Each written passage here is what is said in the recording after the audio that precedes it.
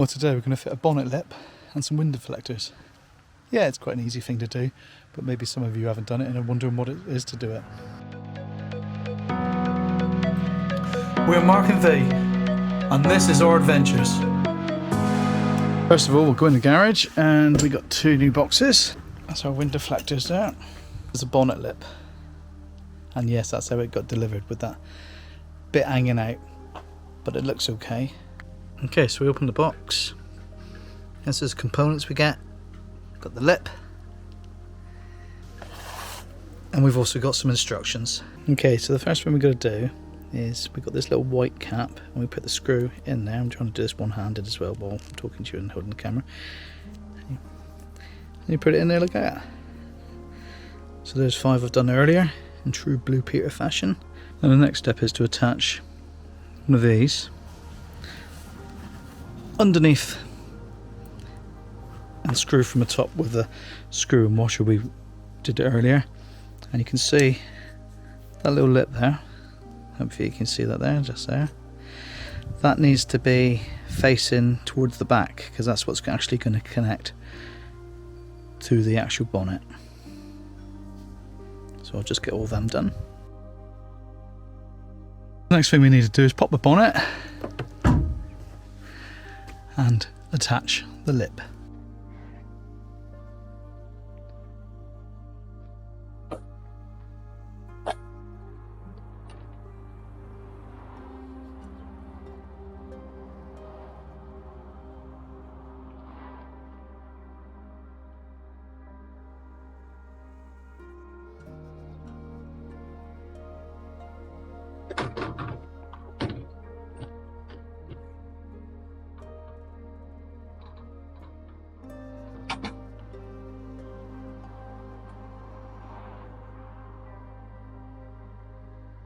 So obviously the first thing we're going to make sure is that it's absolutely even on either side. Okay, so we've made a little bit of a mistake initially. I put all the 6 clips on, but it appears if you put more 6 on, you can't really line it up properly. So I've taken them all out again. As you can see now, I've just got 2 in, and the 2 on the outside, on both sides. I don't know if you can see that, 2 on the outside. I've left undone. I think that's going to make it easier to line up.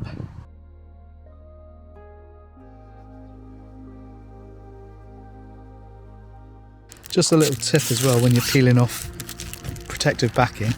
Just undo the screw a little bit.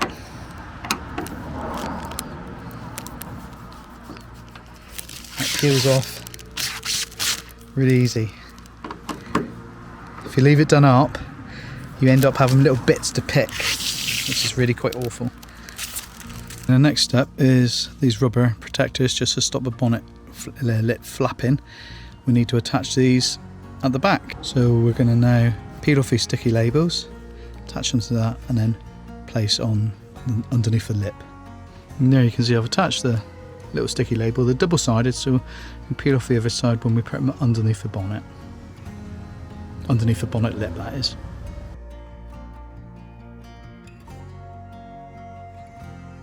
And the final piece is just to put the caps on. Just build them off the top.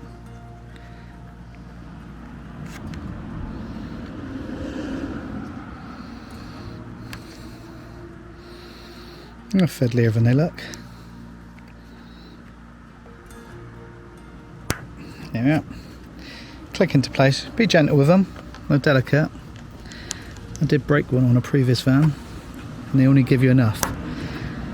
So it's a shame really. They should give you one extra of everything, I think, because accidents do happen when you do these things.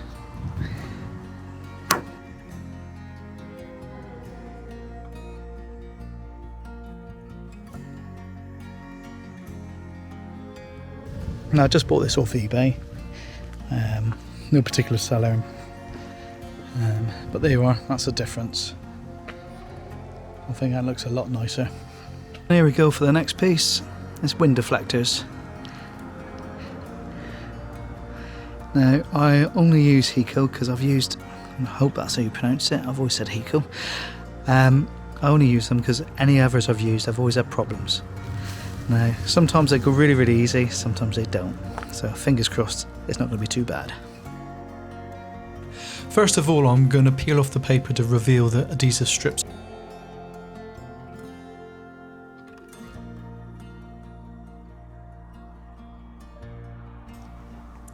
Then I'm going to insert the wind deflector into the rear of a door channel in the window. Then I'm going to squeeze slightly upwards, and then I'm going to ease the front in. Then I will bend the bottom very gently to make it fit into the bottom of the recess. If you've never done it before, you will feel like this is going to break it, but if you're gentle, you're going to be fine. Once you have it in the recess, then you need to wriggle it about a bit so it fits properly. And then pull the wind deflector towards the rubber so it's nice and snug. Once you've done that, then you need to check that the window will go up and down. Sometimes I've had it where the window will go up so far and it will stop and come back down. That's normally down to the fact that the deflector is not seated properly. As you can see in this case, the window goes up and down quite nicely, so I'm quite happy with that. So we can now move on to putting the clips into the channels. I use a flat edge screwdriver for this. So now we have to insert these clips. That little barb there, you can see that little barb hopefully.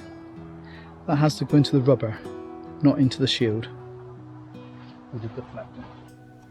I tend to put the clip onto the end of the screwdriver, then offer it up into the channel, and then just gently push it home.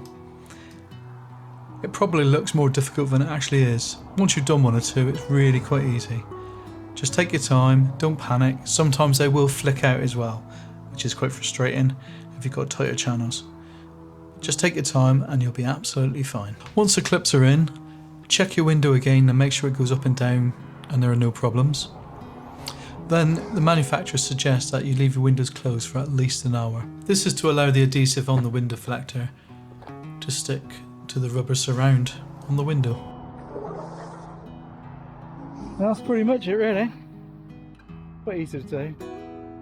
Bit scary first time you do it, I think, because I'm worried you're going to break them. There you go. We'll move on to the other side.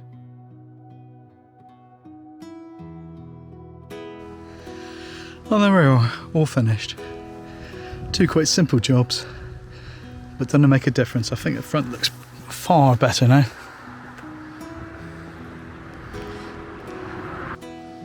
Well, if you've enjoyed the video, give us a thumbs up and consider subscribing to the channel as we start embarking on this crafter conversion.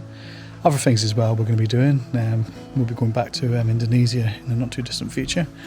But for the time being, we'll be concentrating on this beast and seeing what we can do with it. Tell me what you're doing to yours. See you later, guys. Have a good one. Bye.